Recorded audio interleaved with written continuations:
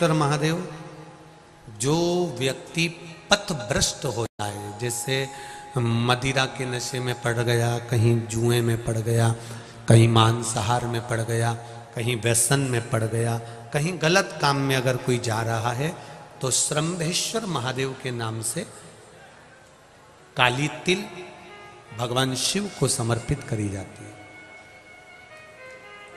महाराज काली तिल को वापस उठा कर ले आते हैं।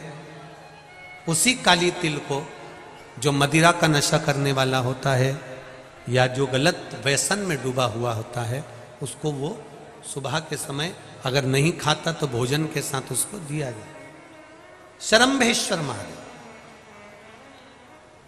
एक बेलपत्री का भी बहुत अच्छा प्रयोग है श्रम्भेश्वर महादेव का।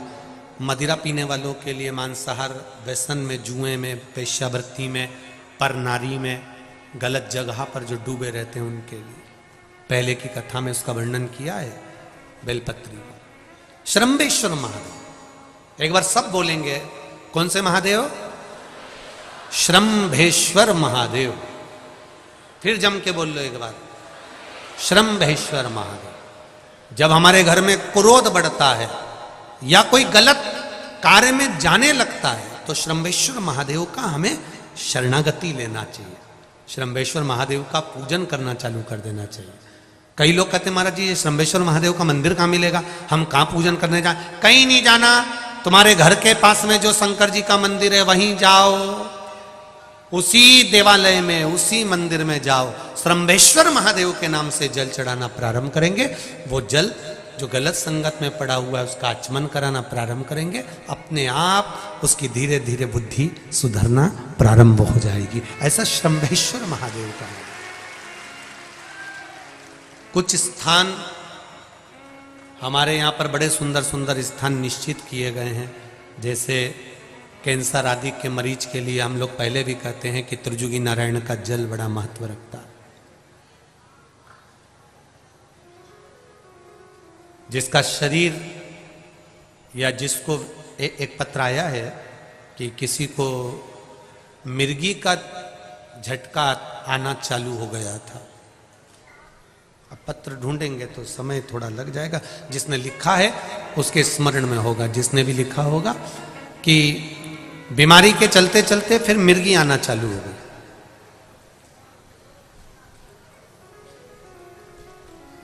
जिसने भी लिखा है वो दोनों हाथ एक बार हिला देना, जिसके लिए भी लिखा हुआ वो इतना ध्यान नहीं आ रहा।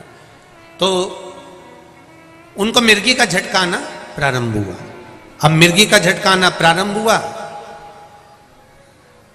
कई महीने निकल गए, मिर्गी के झटके बंद नहीं हो रहे।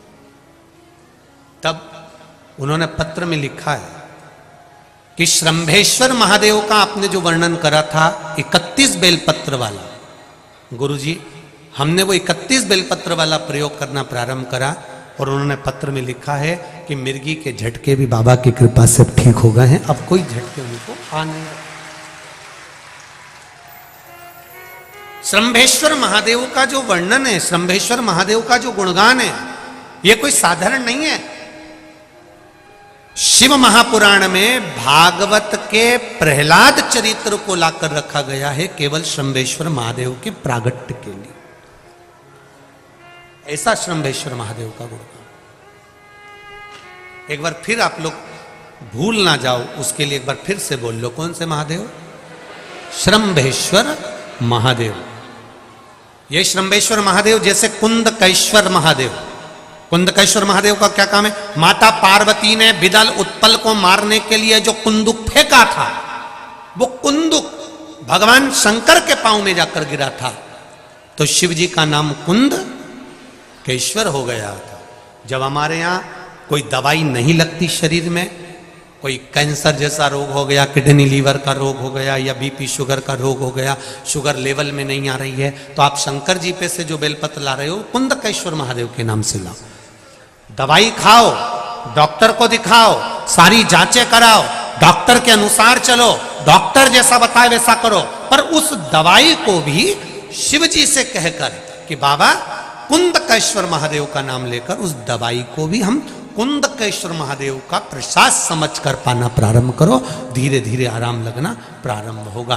कुंदकेश्वर महादेव रोग मुक्ति के लिए होते हैं और श्रंभेश्वर महादेव, बोलो बोलो जरा जम के, व्यसन की समाप्ति के लिए।